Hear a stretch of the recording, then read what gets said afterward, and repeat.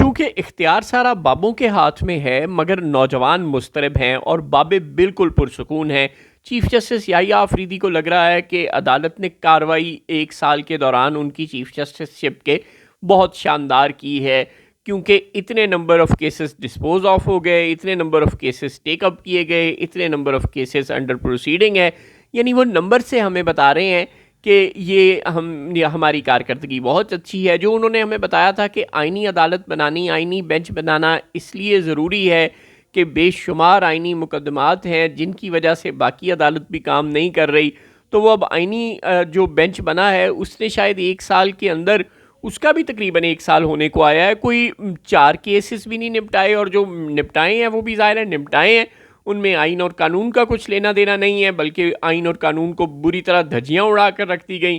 اور جو supreme court of Pakistan ہے اس کی بھی کارکردگی یہ ہے کہ اس کے اپنے جج روتے پھر رہے ہیں ہائی کورٹ کے اور سپریم کورٹ کے کہ ہمیں انصاف دے دو، اور وہ جج تک انصاف سے محروم ہو گئے ہیں۔ عدلیہ میں مداخلت ہے، سرکار کی مرضی کے کیس لگتے ہیں، سرکار کی مرضی کے فیصلے ہوتے ہیں، سرکار ججوں کو اپنی مرضی سے لگاتی ہے، اپنی مرضی سے ٹرانسفر کرتی ہے، اپنی مرضی کے چیف جسٹسز لگاتی ہے۔ گویا جو عدلیہ کی آزادی بالکل کمپرومائز ہو گئی، بلکہ ختم ہی ہو گئی، اس کا چیف جسٹس یحییٰ آفریدی کو کوئی پریشانی نہیں ہے۔ یہ جو صورتحال ہے، چاہے وہ سپریم کورٹ بار کے صدر ہوں، یہ سب بابے ایک طرف ہیں، اور جو دوسری طرف نوجوان ہیں وہ اس ساری صورتحال سے بے چین ہیں کہ عدالتیں غلام کیوں ہیں، انہیں انصاف کیوں نہیں ملتا، چاہے وہ بلوچ یکجہتی کمیٹی کے نوجوان ہوں، چاہے وہ تحریک انصاف کے نوجوان ہوں۔ اور عمران خان نے نبض پر ہاتھ رکھ لیا ہے، اس نے سمجھ لیا ہے۔ اس کو اتنا بڑا سیاسی مدبر ہم سمجھتے نہیں تھے، لیکن اس نے سمجھ لیا ہے بنگلہ دیش اور یہ ارد گرد کی اپرائزنگز کو دیکھ کر کہ یہ بابے جو ہیں یہ سٹیٹس کو میں کوئی تبدیلی نہیں آنے دیں گے، یہ ٹھہرے ہوئے پانی کی طرح اسی طرح بیٹھے رہیں گے، عدالتیں اس طرح ٹکرے بھی مارتے رہیں گے تو انصاف نہیں ملے گا۔ چنانچہ اس نے نوجوان سہیل آفریدی کو وزیر اعلیٰ بنایا ہے خیبر پختونخوا کا،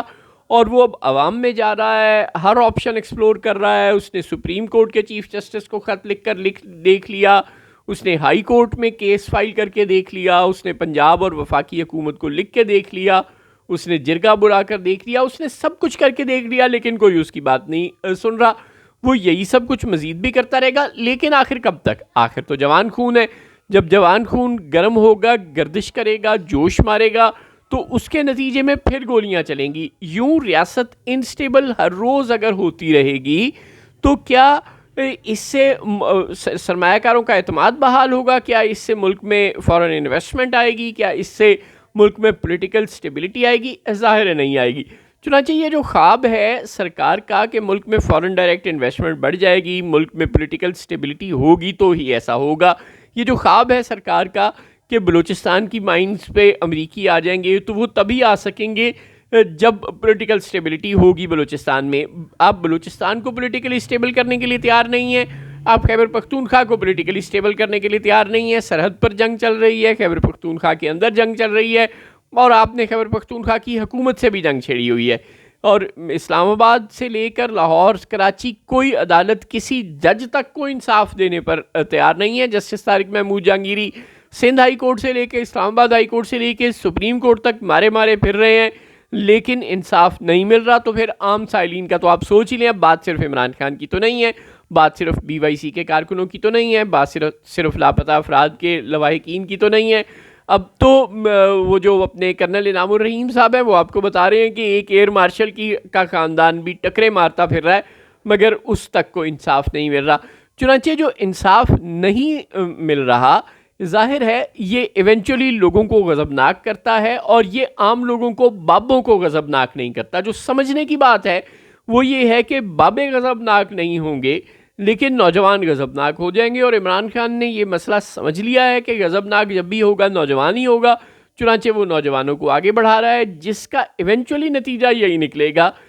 چاہے وہ 2 مہینے بعد نکلے، چاہے وہ 6 مہینے، چاہے سال، چاہے 2 سال، کیونکہ غریباں پھاڑتا ہے تنگ جب دیوانہ آتا ہے۔ جب آپ ان دیوانوں کو تنگ کرتے رہیں گے اسی طرح جو کہ آپ صبح دوپہر شام تنگ کر رہے ہیں، تو یہ لاوا پھٹے گا، اور آپ خود اس لاوے کو دھکیل رہے ہیں پھٹنے کی طرف۔